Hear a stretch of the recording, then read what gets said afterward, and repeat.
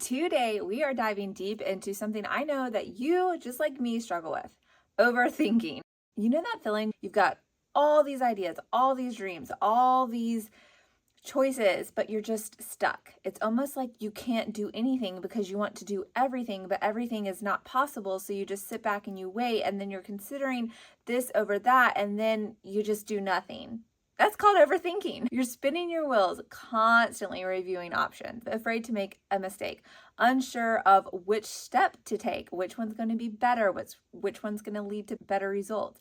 I've been there, trust me, and overthinking is no place to foster progress and goal setting and motivation. It's literally a cycle of being stuck in a trap of your own brain and your own mindset, and not being able to see any fruit from all the toil you're experiencing on the inside, even though you're wanting your external circumstances to change. But today, I want to share how I've broken through that and how you can too. Plus, I'm going to give you some faith-based encouragement to help you tackle this, knowing that God's got your back every single step of the way. But before we get started, welcome to my channel. I'm Emily. I'm a certified Christian life and business coach, and I want to make sure we stay connected. You're going to want to stay tuned for all of the life coaching and entrepreneurial tips that I offer on this channel, and connect with other moms who are like-minded, faith-based, wanting to pursue God at all costs and leave a legacy behind. This is a one-of-a-kind community, and I want you to be a part of it. So make sure you're notified and subscribed to this channel and to this show. If you're looking to live boldly in your faith and your purpose, you've found your group. So let's get into it.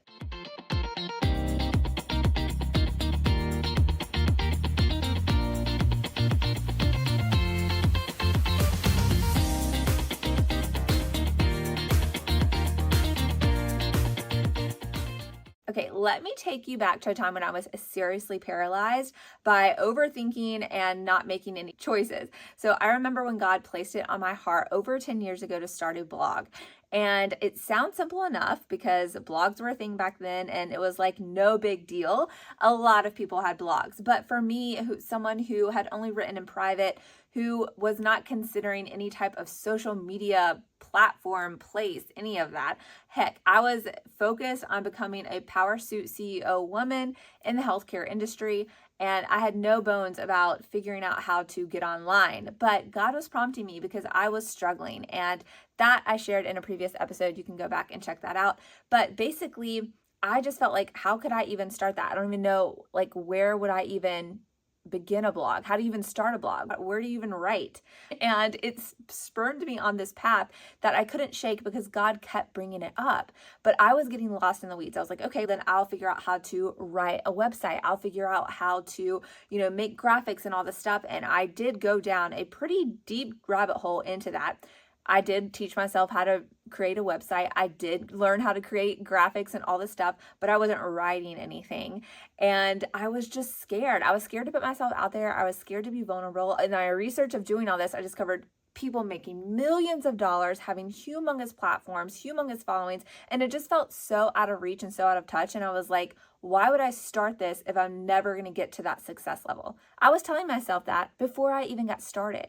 And I was giving myself all the reasons, negative reasons, why this was not a good path for me to take, why this didn't make sense for me, and convinced myself it would be a big fat waste of time. But God prevailed. Thank the Lord. And I had to get over this hump because there was no way what I was going through and what God was wanting me to do with that knowledge and that experience was going to fall on deaf ears or not be shared, because it was a hard lesson. It was a hard road to go down when I was struggling with who God made me to be and what I was put on the earth to do. And He wanted me to write about that. So I had to just get over that. And that's the first thing with overthinking. It tricks us into thinking that we're being responsible by analyzing every little detail. But in reality, we're just delaying. We're delaying obedience. And that's not good in God's world. So we're holding ourselves back from the very thing that God is calling us toward and wanting us to step into. And that is a reflection of our faith. And in that time, in that season, it was taking me so long to make decisions because I was lacking a depth in my relationship with the Lord.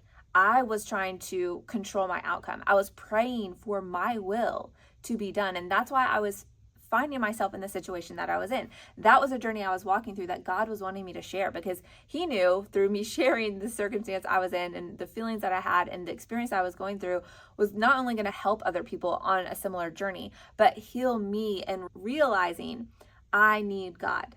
I need God's will for my life, not my own. And he knew that would be a way for me to get there. And it also launched me into a totally new world. And when I finally stopped overanalyzing everything and took action and just started, even when things weren't perfect, it all began to fall into place. It wasn't perfect. I definitely made mistakes along the way. I definitely did things silly and focused on the wrong stuff. But guess what? God used those mistakes to teach me.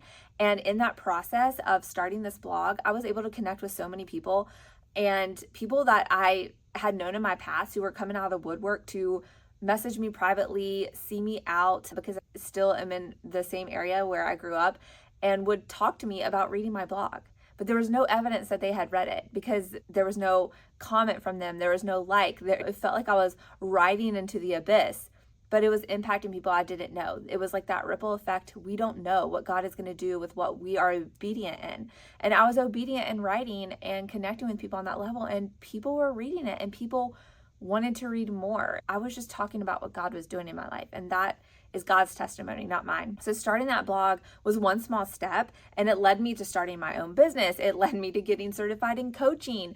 It led me into launching a podcast, being on podcast, launching ventures with people, and launching a digital business. So much, just so much, and so much more to come, because I'm working on very many things. So stay tuned. I'm just so excited for our community and what God is doing. So I think a lot of us struggle with what's called analysis paralysis. You guys have heard that. We feel like we need more information or more preparation before we can do anything.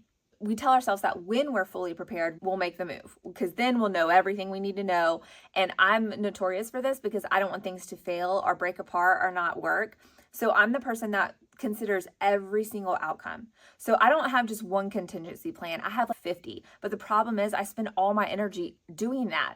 And then it never comes forth what initially I was trying to create. It's a Satan cycle that I have rebuked, and I am breaking free, and there's changes coming for my own personal life that I'm excited about. And I just cannot wait to see God's work, because I'm breaking that cycle. I'm getting out of my comfort zone, and you can too, and you should, because the Bible shows us we're never going to be fully prepared. In fact, the Bible shows us over and over again that God doesn't call the perfectly prepared. He calls the willing. He calls the obedient. Think about Moses. He didn't feel ready to do what God had called him to do. He did not feel ready to go lead his people out of another country based on premises that the governing body in Egypt did not want them to. Like, he was going to have to go up against the biggest superpower ever was. He had a stutter. He had lived in the desert for 40 years. This was not what he was prepared to do, but God was calling him, and his faith made him obedient, and he was willing to do what God called him to do. Gideon didn't feel ready. He wasn't ready to be a mighty warrior, but God told them to move anyway, and he's saying the same to you. Start moving. Get moving. In Zechariah 4:10, we're reminded of this such good truth. Do not despise these small beginnings, for the Lord rejoices to see the work begin. You don't have to have it all figured out. You just have to begin. And I found that in those moments when I let go of needing to be perfectly prepared and ready, and just rely on God. If that's my main goal, I've got a concept, I've got some preparedness because I've done some digging on this, but I'm just going to rely on God to take this. That's when I'm truly me. That's when I'm truly stepping into what God is calling me to do. And I actually reap the harvest. I reap the fruit that God is wanting me to have from that experience, because my charisma, my wit, my discernment, the way God created me, those things God placed in me are able to fully be developed and fully come out and shine through when I'm not overthinking every single little detail. And I know that the same will be true for you. Another trap that keeps us stuck is perfectionism. I've been guilty of this so many times. I'm still struggling with it. I've been working on a project that I can't get perfect with the slides. Literally, y'all. The slides that are going to move quickly through what I'm going to present. I can't finish this project because the slides are bugging me. And I'm guilty of wanting to get something finished and being stuck in this weird hyper obsessed, hyper-focused thing and focusing on the flaws or focusing on it not being the right aesthetic or something malign and stupid. So replaying this conversation in my head right now, just talking to you guys, is like I'm talking to myself. Get out of that. Stop that. Trying to make every move just right. It is going to literally drive you insane, because that's the thing. Perfectionism is a thief. Perfectionism robs you of joy. It robs you of creativity and progress. God never asks for perfection.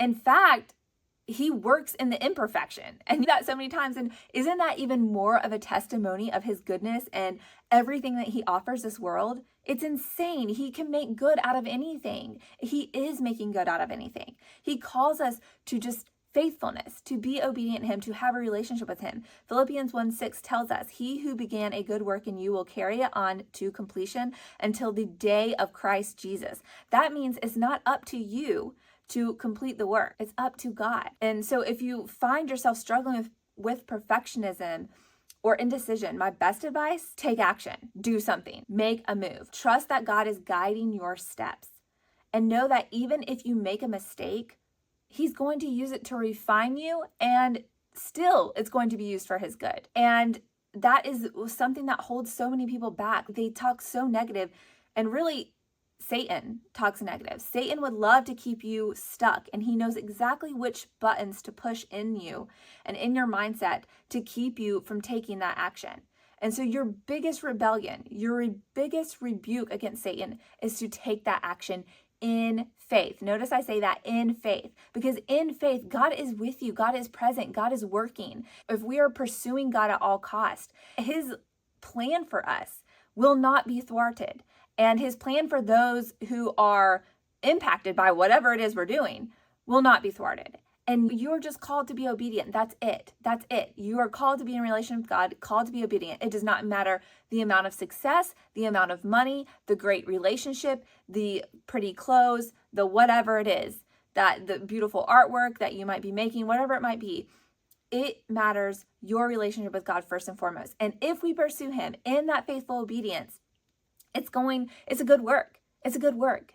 And our ultimate satisfaction is the joy that we have given to us by God, and the contentment that we have and the peace that we have in knowing him alone and not being focused on the trivial part. And think about the experience you get to go on. If you're stepping out in faith, think about what that could be. I had no idea what that little blog, and you can still find it, boldpearls.com. I had no idea what that was going to shape into my life. And a decade later, it's unbelievable. The amount of skills I've learned, the amount of knowledge I've gained, theology I've gained, because everything I've done has driven me closer to God. And that's ultimately what he wanted from me. It had nothing to do with the amount of monthly visitors I had on my website or the amount of money my coaching business or digital business makes. That is literally nothing. That is a symptom of the main thing, which is being in alignment with the Lord. And I'm still working on it. I'm not perfect at it. So how do we battle this cycle of overthinking? First, here's a reality check. There's no perfect choice. Stop waiting for it. Life is a journey. We hear that all the time. It's not about the first or the last date. Life is lived in the dash. And that's the reality. Life is a journey of learning, and even the missteps are going to be valuable. And Proverbs 16:9 says, in their hearts, humans plan their course, but the Lord establishes their steps. Just trust that God is leading. That's what you need to do. Trust that God is leading and take the next step. Second, fail forward. We hear this, oh my goodness, this is going around right now recently, just in politics, questioning people's actual abilities, failing forward. But when we're in communion with the Lord as Christians, all our failures are failing forward, because failure isn't the end, and it's a step toward growth. If we are posturing our heart to seek God first, that failure will be growth for you. One of the most freeing things I've learned is that failing is just part of it. And each time that I have failed, because I have failed many times in this entrepreneurial journey, in this life that I've been living, just normal life, I've gotten closer to the person that God is shaping me to be. I've gotten closer to him, and my reliance and my values have become more emboldened. And that's made me a stronger person, a person that endures. And isn't that what it says in scripture? That faith causes endurance. And that's when you meet the people that have been through absolute tragedy, trauma, all of it. and they still have a light on inside of them. Their eyes still sparkle. That is grace given by God. And so even if we fail, we are given the ability to fail forward. It's not the end of our story. It is not. It is another beginning. It's another iteration. It's another chance to become more like Christ and to allow Christ to dwell within us and help to shape us. And that is a gift, and that supersedes any material success that you can gain. And that's encouraging. Like, I'm encouraged by that. Every time I try something new, I still battle my flesh of like perfectionism, overanalyzing, analysis paralysis. I still face those. I'm not going to sit here and be like, I've conquered it all. I definitely haven't. I'm a work in progress. But I have definitely improved, and I'm a different person than I was. And I would say I'm a better person. I would say that I'm more Christ-like than I was before. I still have a ways to go. And my joy is found in absolute 360 of things that like I would have found to be so important to me over 10 years ago. And that comes with life and being aware and present enough to see what's going on and experience life and be challenged by it and encouraged by it and hopeful over it. We all get the chance to live our lives and to live them well or bad. And it's all about choices. And that's why we're talking about this overthinking, because overthinking in my coaching, I have seen being such a catalyst for people having spent years in a situation that they simply just needed to make one small choice to get out of years ago. And they have spent so much time lamenting that. It's heartbreaking. It's heartbreaking. So we're not going to know all the answers. We're not going to know the full picture, the full journey.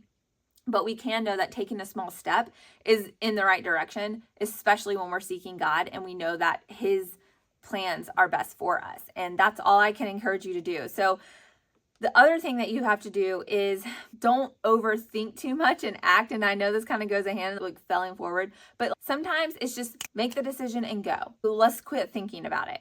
And that's why I wanted to mention Zechariah 4:10, because when God says, do not despise these small beginnings, He means that. He loves to see the work begin, because that is that faith. That is the faith that He is seeking from you, to have faith in Him. And that also means that nothing is too small. Like, it's all a start point. Everyone starts from zero. Everyone starts from nothing, right? Every success story you've ever seen, they started with just making one small choice. If you could just go all the way to the beginning, they made a choice. I'm quitting that job. I'm starting this. I'm going to look into that. I'm going to read more about that. I'm going to call that person and ask them XYZ. I'm going to reach out to that person who said yada yada. It's like little actions. That teacher spoke that one thing to me and it changed my whole paradigm. Those things happen. And it's one little thing. If your mind is turned on and you absorb it and you're present and you see it and you pray over it, that is an action, and God is about it. So take action. God rejoices when you begin. He's not waiting for perfection, and He's simply waiting for your faithfulness. So lastly, master your thoughts. How do we do this? This one's huge. We have to take every thought captive, as it says in 2 Corinthians 10, verse 5. When we start noticing those repetitive thoughts, those negative thoughts especially, we need to disrupt them. We need to get in prayer immediately. When I am obsessing, and I struggled with OCD as a child, and it followed me into my adulthood, and I have different, I would call them flare-ups, and I don't mind talking about those if y'all have questions, but I think I've shared some of it in previous episodes. But OCD is a mind game, and it can be a spectrum of degree, and I've had it to where it's really infiltrated my daily life, like weird little tics that I have to do and perform ritualistically to get through my day, and it can be debilitating. Luckily, I was able to mask them enough to where I could get through my day. Like, they didn't keep me from living my life, so to speak, but they were definitely interrupting my life, my daily life. And so that was something I had to conquer. And taking captive of your thoughts sounds so ethereal and stupid and secular, but God speaks about this constantly. He's always constantly telling us to be mindful, to watch what we say with our tongue. He created the earth by speaking it into existence. So our thoughts and our speech matter to the overall health of our mindset and matter to our overall life, because what we think creates how we feel, and what we feel incites our actions. And so our actions are what builds our life. So if we're talking about stopping overthinking, if we're talking about taking action, what would be the first step? It would be your thoughts. What are you thinking about? And where is the truth and the falsehood? And how can you separate those? And one of the biggest ways that I have conquered this, and I actually have an entire episode on the podcast dedicated to this. This was before I was doing YouTube videos. So if you're watching this on YouTube, all of the podcast episodes are uploaded to YouTube, the audio versions.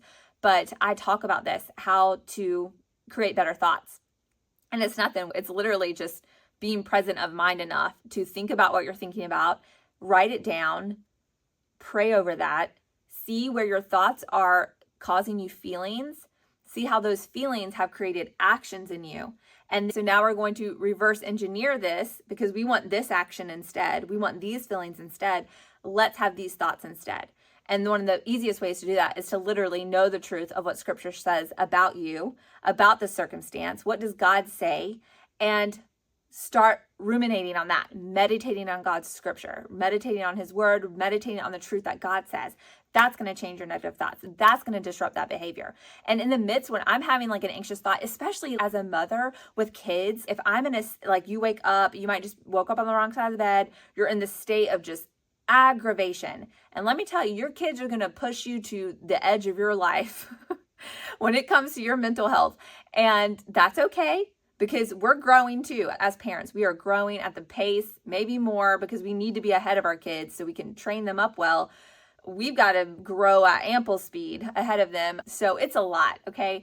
And I've seen this enough in my own walk just as a mother, even before doing all this other stuff, just how important my thoughts are, how much it impacts how I feel and how I treat my children, and how they are able to learn and heal and be healthy themselves from my thoughts, right? My thoughts are impacting a lot of people, and yours are too, because whether you have kids or not, you're in this world, and we were called to be in a community, and we were called to be a part of this world so that we can shine the light of Christ. So how are your thoughts exhibiting Christ-like characteristics? And that's something that I love about the WWJD moniker from when I was a child. That was huge. And literally still to this day, WWJD comes up in my mind life a lot. Like, I think, what would Jesus do right now? What would Jesus say right now? That's how I disrupt my negative thinking. And I pray immediately. I'm like, God, help me manage this right now.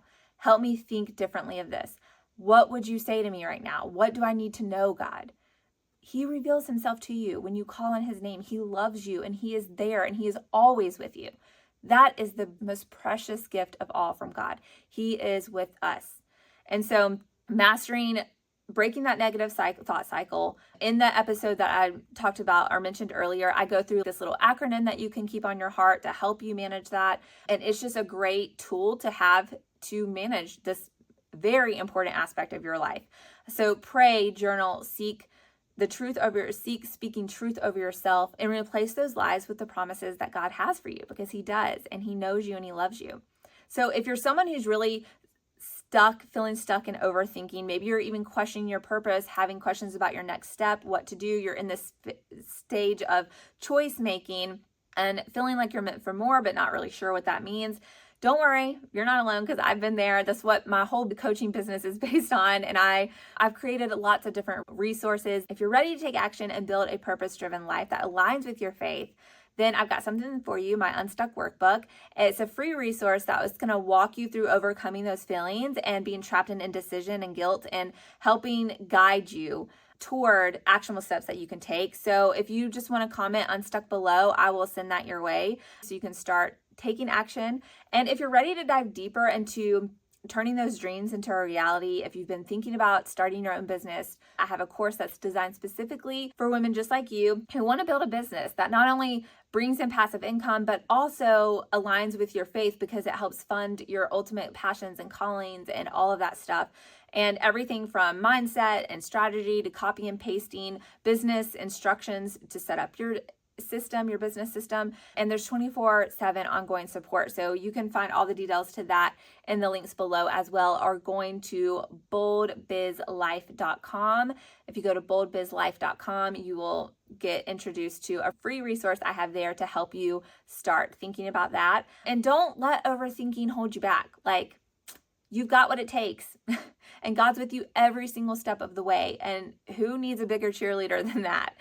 Let's step into this together. Let's quit feeling like we can't do what God has called us to do or that we're incapable, because you are capable through Him. He will qualify you. And I hope this is an encouragement to you, gives you some truth to hold on to and motivate you to do what you need to do today, right now, to take one small step, because God is in that and He wants to see your faithfulness begin that good work in Him. And if you haven't already, make sure to hit that subscribe button. I don't want to lose you on here, and I can't wait to connect with you and find out more about you. Let's go live boldly with purpose and excitement. And until next time, do not be conformed to this world, but be transformed by the renewing of your mind. Romans 12:2. Bye for now.